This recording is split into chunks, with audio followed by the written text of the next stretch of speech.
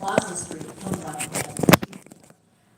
It sounds like it's a short event, but it's actually a good amount of time for you to come and take photos and enjoy the festivities. And then if you can't make it on April 1st, make sure to stop by on Saturday, April 8th, from 10 a.m. to 11 a.m. at Tony Lamb Park, which is at 8301 McFadden Avenue, or at Westminster Park from 1 p.m. to 2 p.m. And that's at 14402 Magnolia Street. So really fun events. Went last year. It was awesome with family. And then on Earth Day, April 22nd, we have a couple of events that we are going to be hosting. Make a difference right here in our community. We have details coming in terms of where the locations will be and how you can sign up. But mark your calendars for April 22nd. We'll have a couple of events. So make sure to check our website and social media outlets in the next coming weeks on how you can sign up and participate. And then, of course, we are always looking for more part-time staff for our recreation programs as we're gearing toward the summer. But right now, we are hiring part-time crossing guards, van drivers, and of course, recreation staff. So check out our website for details on apply today. And that's all I know. Well, thank you, City Manager, for your detailed report as far as our city activities. So I urge that you are, if you can, including the city council, to attend those events if you can. So next is a special presentation. Today we have a Red Cross Month proclamation, and I'd like to invite Becky Farr, and Executive Director of American Red Cross, and also Laura Nguyen, a member of the Board of Directors, to the front, please. And also I would like to invite members of council to join me to present the proclamation.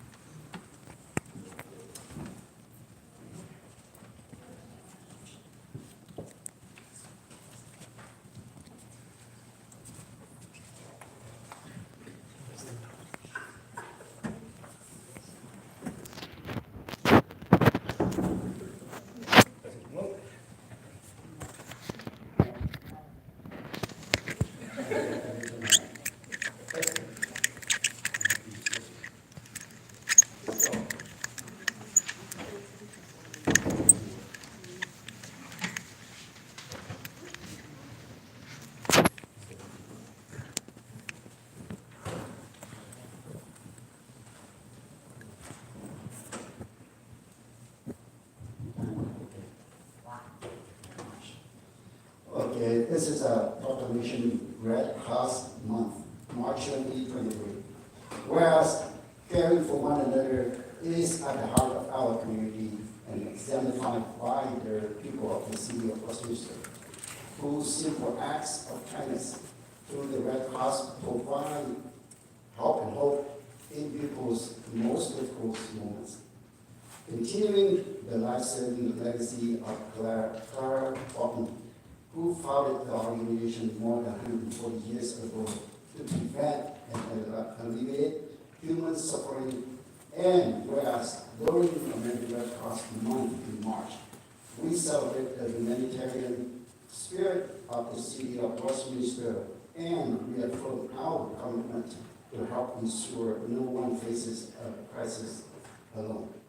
And whereas every day, these ordinary individuals lend a helping hand to make an extraordinary difference for neighborhoods in need, whether it is providing emergency shelter, food, or comfort for families displaced by home fires or other disaster, donating life-saving blood for cancer patients, accident victims, and people with sickle cell disease and other life-threatening conditions, supporting military members and veterans, along with their families and caregivers, to the unique challenges of service, using vital skills like first aid or CPR to help others survive medical emergencies, or delivering international humanitarian and humanitarian aid, and reconnecting with loved ones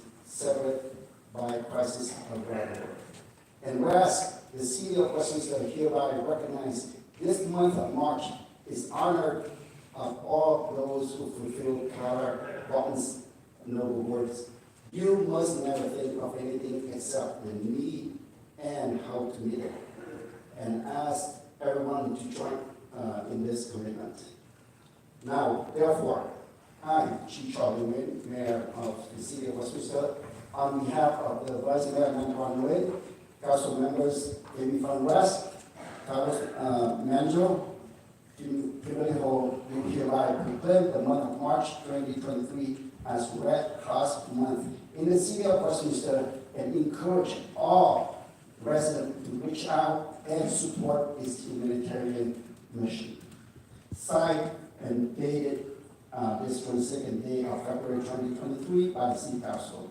G. Charlie Nguyen, Mayor, Nam Quang Nguyen, Vice Mayor of District 4, Amy Fan West, Council Member of District 1, Carlos Manzo, Council Member of District 2, and Kimberly Ho, Council Member of District 3.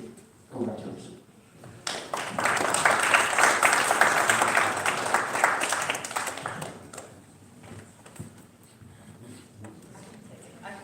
Thank you.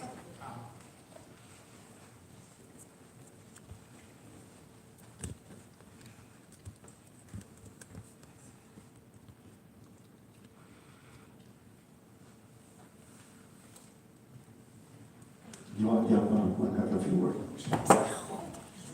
Sorry.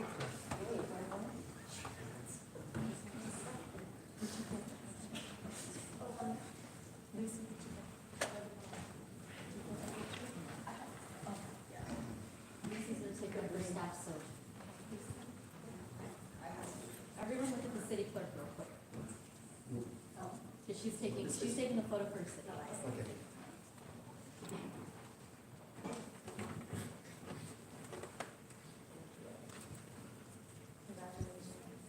Thank you.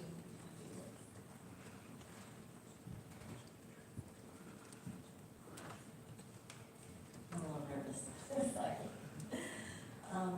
On behalf of the American Red Cross of Orange County and the Board of Directors, we thank the City Council for recognizing March as Red Cross Month with proclamation. Throughout the month of March, we honor the people who make life-saving missions of the American Red Cross possible. The individuals across the country who turn compassion into action, helping others in times of crisis. Our work is made up of 90% volunteers, and every day, volunteers in Westminster roll up their sleeves to donate blood. Answer a call in the middle of the night to help residents who have been displaced by a home fire, take a CPR or first aid class, or support our military community. Our Red Cross Month celebrate has been an annual tradition since 1943, when President Franklin D. Roosevelt issued the first Red Cross Month proclamation. American Red Cross is proud to partner with the City of Westminster, and just wanted to highlight, we're so thankful for your support with community blood drives, and we actually collected 735 pounds of life-saving blood in the community last year, which represents up to 2,200 last year.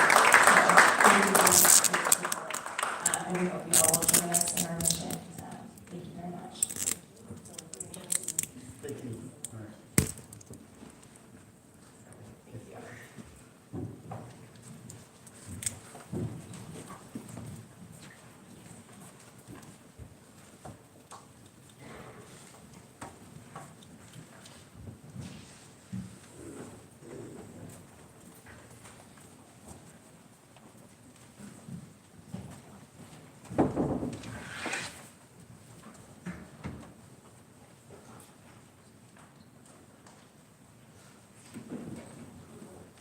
So next is oral communication, and City Clerk, please read the instruction into the record, please. Oh, I'm sorry, City Clerk's not here. Okay, excuse me. We will take a moment, a few moments. Mayor, I can read the whole thing. Okay, please.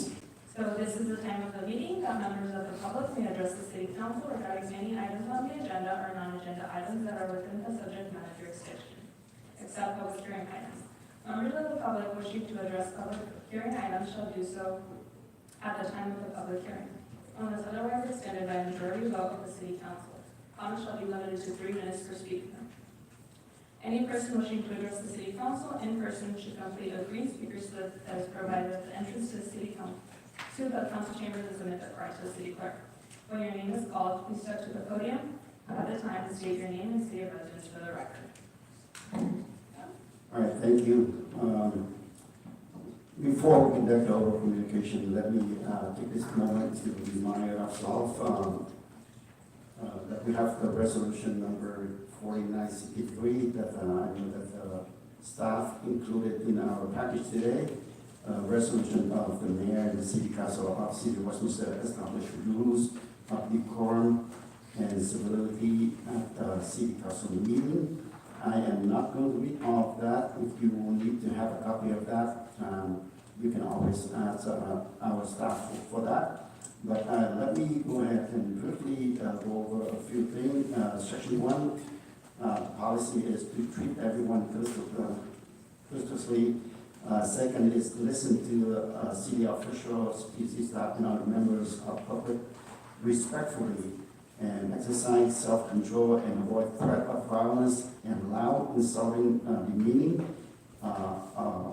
offensive communication. Be open-minded and consider all viewpoints. Focus on issues and avoid personalizing debate.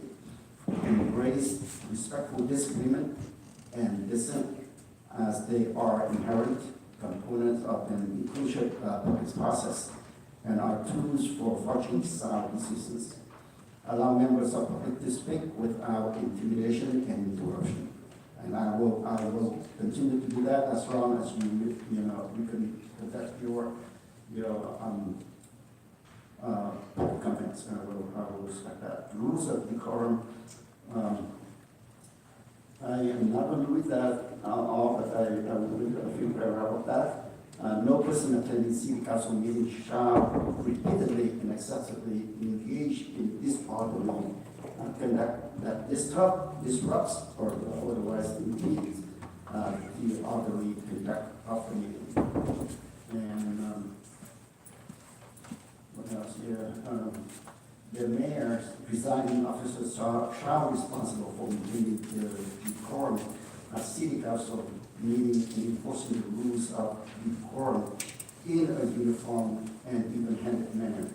The city attorney and city staff may also provide enforcement as it pertains to the policy as directed by the city council.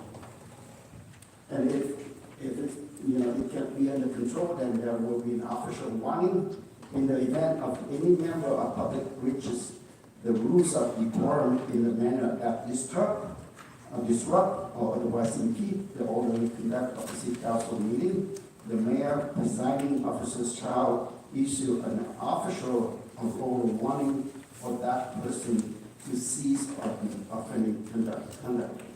So this is signed by the police council by Mayor Chita, and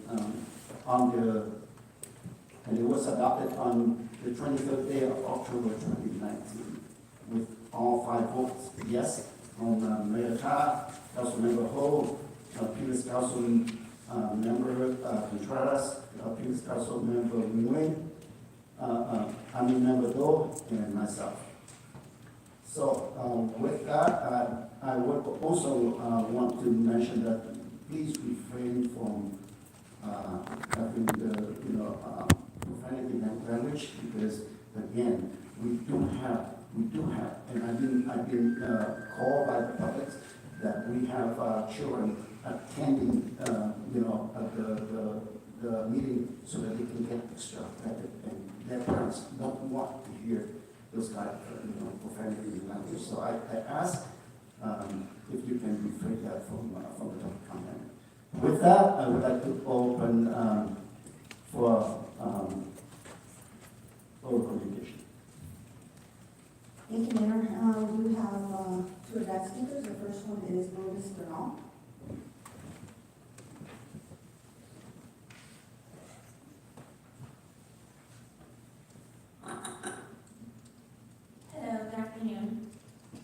My name is Liz Bernal, and I reside in the city of Anaheim. However, I do work for Community Action Partnership of Orange County. And I am here today to talk a little bit about one of the programs that we have. So, Community Action of Orange County is a nonprofit organization. We aim to help members of our community that have fallen behind on something that could be like the bills, water, gas, or electric.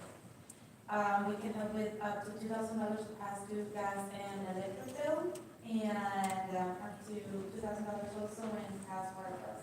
The one that I would like to focus on today more is our new program, which is the Low Income Household Water Assistance Program. We call it LIWAP, and it's a water program that we have. And I wanted to go over some of the numbers of the residents here at Westminster that we have helped.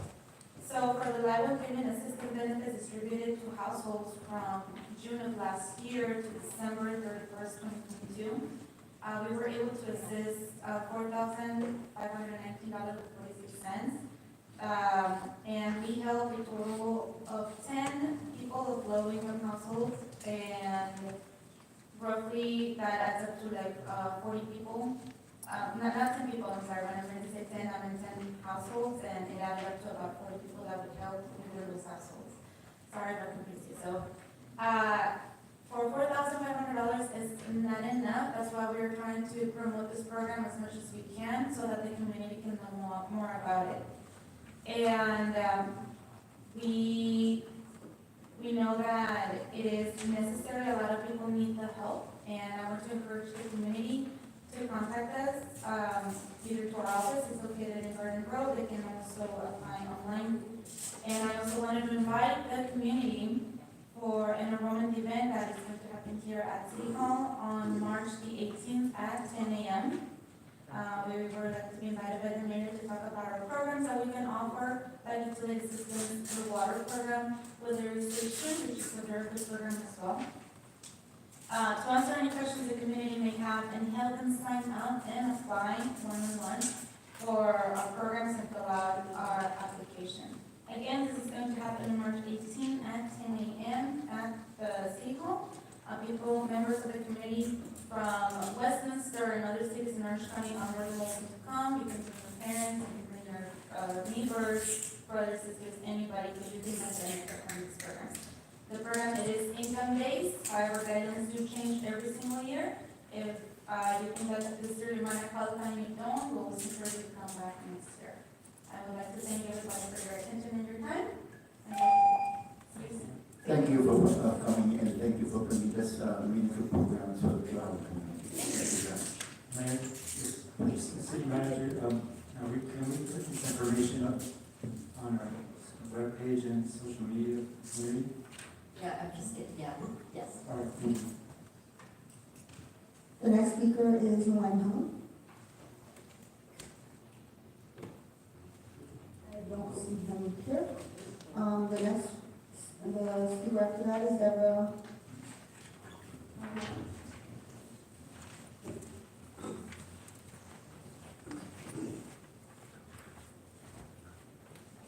Good evening, Deborah Mariscal, Westminster. I got here about 5:45. Doors were locked. It's cold outside. Can we please have the doors open, at least 15 minutes before? I don't want to have to sit in my car. So that would be great.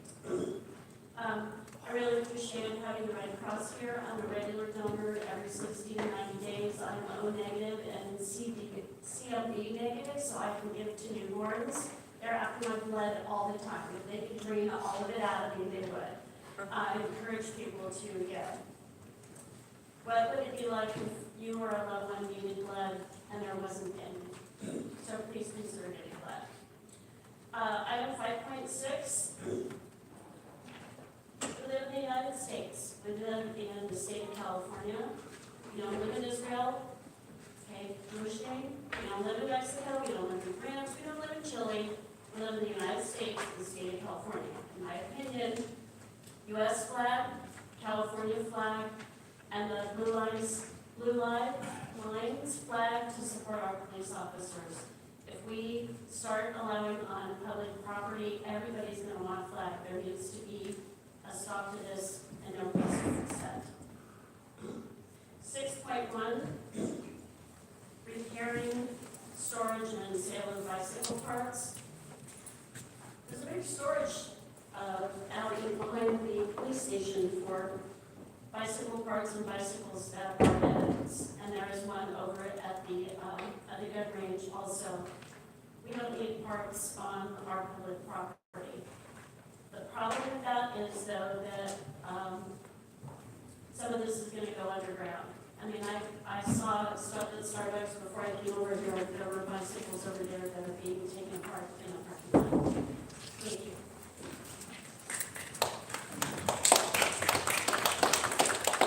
The next speaker is Michael Ranger.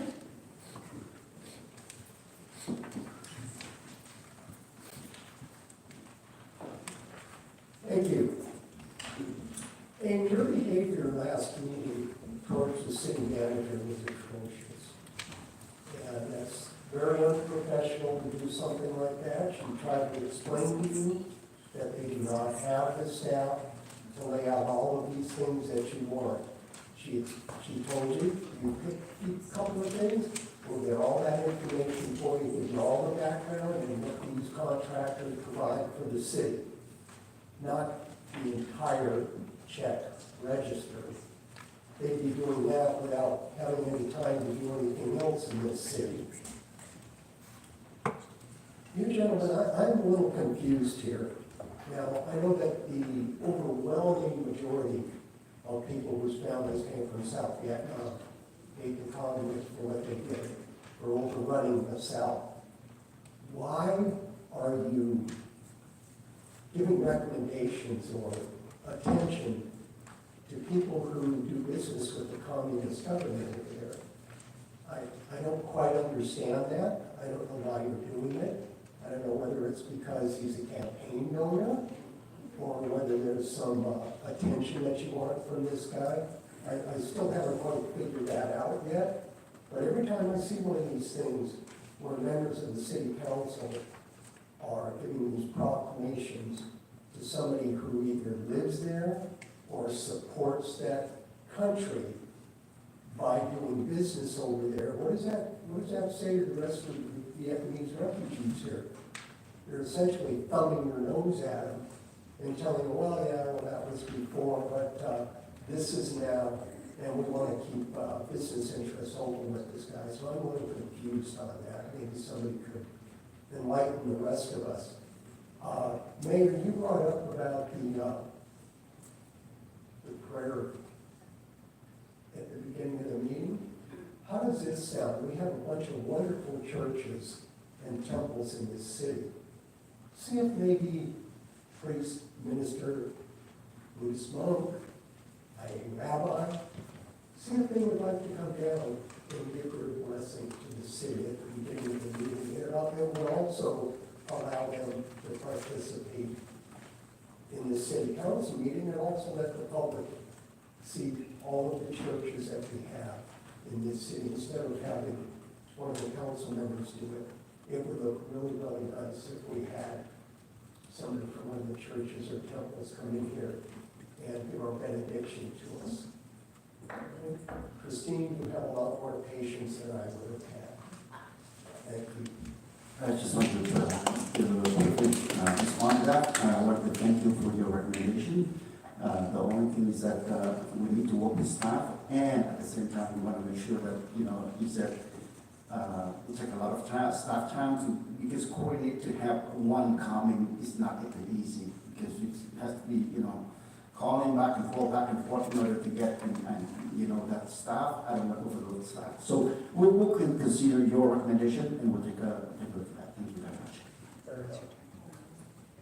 The next speaker is Ken Springer.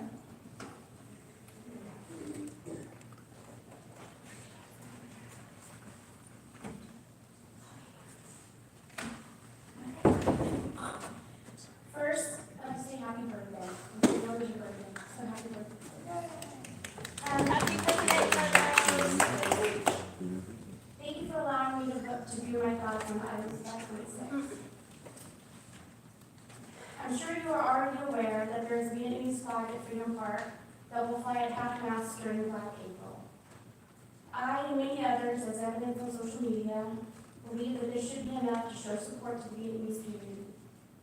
As I've said in the past, Westminster is a community of many different nationalities. We should not be catering to one specific group. The flags currently flown at the Civic Center are the U.S. flag, the state flag, the city flag, and the MIA and the POW flag. Painting the Vietnamese flag at the Civic Center is opening a Pandora's box. This would open the city to accommodate every ethnic group.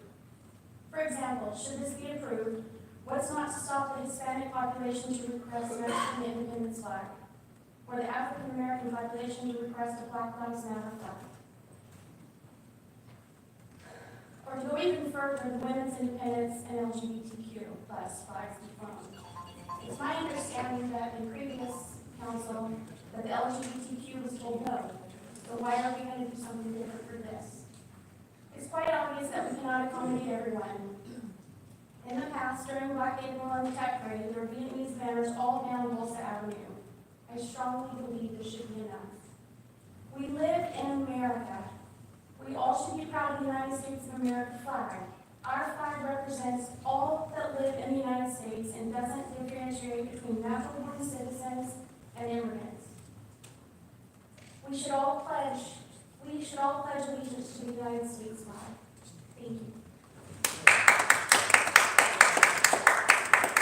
The next speaker is Jessica Moscano.